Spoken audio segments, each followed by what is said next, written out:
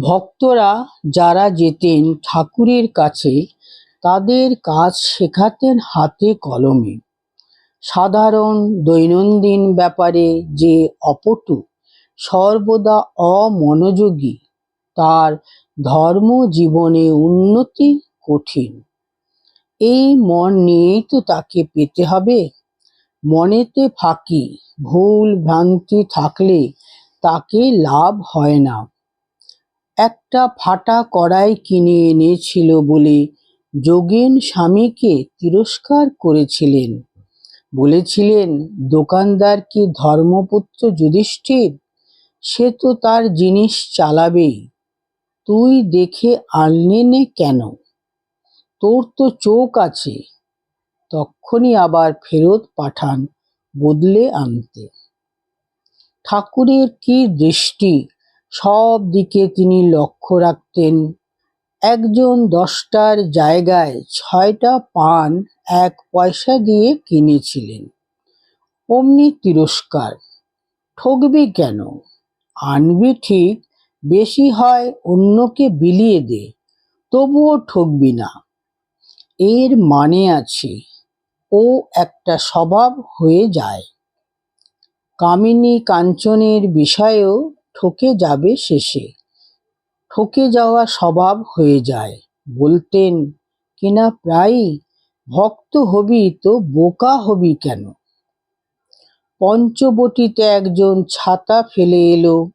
ঘরে এসে তিরস্কারের সুরে ঠাকুর বললেন, এখানকার কাপড় গায়ে থাকে না, তবুও অমন ভুল হয় কই? সারা জীবন ধর্মজীবন, সর্ব কাজে ধর্মচরণ, খানিকটা ধর্মাচরণ আর খানিকটা অন্যরকম, ওতে হয় না। আহার বিহার শয়ন স্বপন, জপ ধ্যান পূজা পাঠ, সর্ব অবস্থায় মনের এক ভাব থাকবে, এক উদ্দেশ্য ঈশ্বর লাভ। ধর্মের আর একটা প্রচলিত অর্থই হয়েছে বাইরের বিষয়ে এলোমেলো থাকা। কিন্তু ঠাকুর এসব দেখতে পারতেন না। বলতেন, মহা তমগুণে এরূপ হয়। এ কয়টার উপরে বিশেষ লক্ষ্য রাখতেন। প্রথম, পরিষ্কার পরিচ্ছন্নতা। প্রায়ই আলস্যের জন্যই লোক অপরিষ্কার থাকে। ঈশ্বর চিন্তা করে দেহ ভুল কজনের হচ্ছে? পরিষ্কার পরিচ্ছন্ন না থাকলে ভগবানের আবির্ভাব হয় না। অন্তর্বহি শৌচের দরকার। দ্বিতীয়, অপব্যয় না হয়। অনেকে জিনিস নষ্ট করে, তা দেখতে পারতেন না। একবার 1 টুকরো লেবুর জায়গায় 6 টুকরো কেটেছিল বলে তিরস্কার করেছিলেন কাশীপুরে। বলেছিলেন, ভক্তরা কত কষ্ট করে অর্থ উপার্জন করে, সেই অর্থে সেবা হচ্ছে, তার অপব্যবহার? বলতেন, লক্ষ্মী ছাড়া থেকে কৃপণ হওয়া ভালো। আহারের সময় অনেকে ভাত টাত কত নষ্ট করে, এসব পছন্দ করতেন না ঠাকুর। তৃতীয়, ছেঁড়া কাপড় কিংবা ময়লা কাপড় পরা দেখতে পারতেন না। বলতেন, সেলাই করা কাপড় পরলে লক্ষ্মী ছাড়া হয়। চতুর্থ, এলোমেলো ভাব। যেমন এখানকার জিনিস ওখানে রাখা, যার যে স্থান সেখানে রাখা আর সাজিয়ে রাখা। পঞ্চম, নিজের রান্না নিজে করা। বলতেন, ভক্তরা যারা তার ভজনা করবে তারা নিজের 2টি চাল নিজে ফুটিয়ে নেবে, ভগবানে অর্পণ করে প্রসাদ পাবে।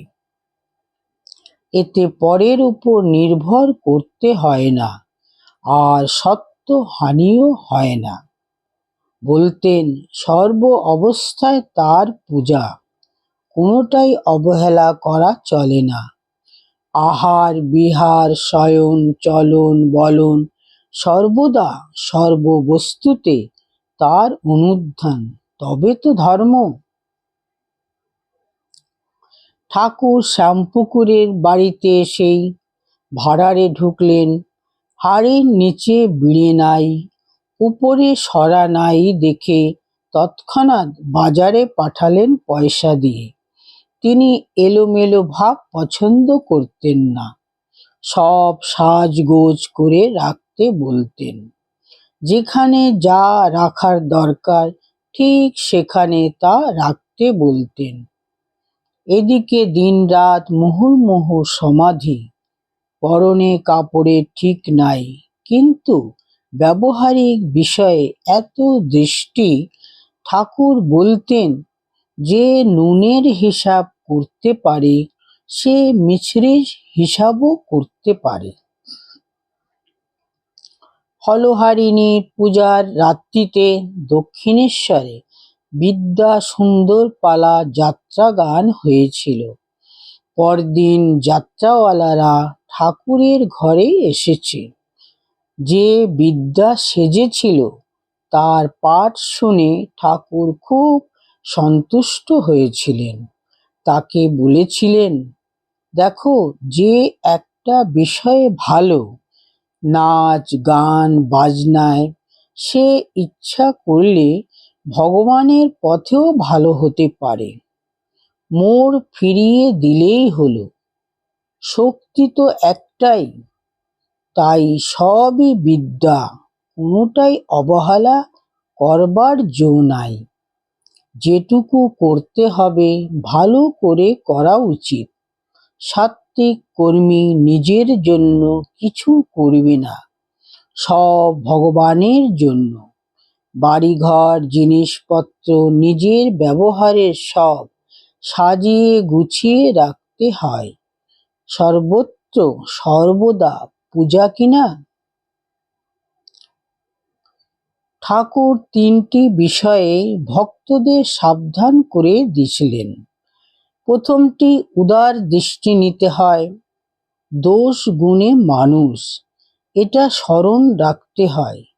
দ্বিতীয়টি, একটু তেজ দেখাতে হয়। সংসারে থাকতে গেলে একটু ধমক দিতে হয়, নচেত এখানে থাকা কঠিন। ফোঁস করতে হয়, তবে বিষ ঢালতে নেই। একজন ভক্ত ঠাকুরকে বলছেন, আমার কেমন স্বভাব, বিড়াল পাত থেকে আহারের সময় মাছ নিয়ে যায়, আর আমি কিছু বলতে পারি না। শুনে ঠাকুর অমনি আপত্তি করলেন আর দৃঢ় কণ্ঠে বললেন, কেন অমন হবে? মারলেই বা এক ঘা, এতে বিড়াল কি আর মারা যাবে? ভক্তটি ভেবেছিলেন ঠাকুর তার কথা শুনে অ্যাপ্রিসিয়েট করবেন, কিন্তু তিনি বললেন ঠিক উল্টো কথা। এর নাম অহিংসা নয়, মহাতমগুণ, আলস্য।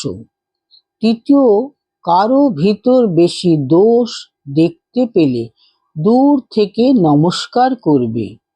যেমন বাঘ নারায়ণকে নমস্কার করে লোক, কিন্তু নারায়ণ জেনে নমস্কার করবে, তোমাকে খপ করে খেয়ে ফেলতে না পারে, এরূপভাবে দূর থেকে নমস্কার করবে।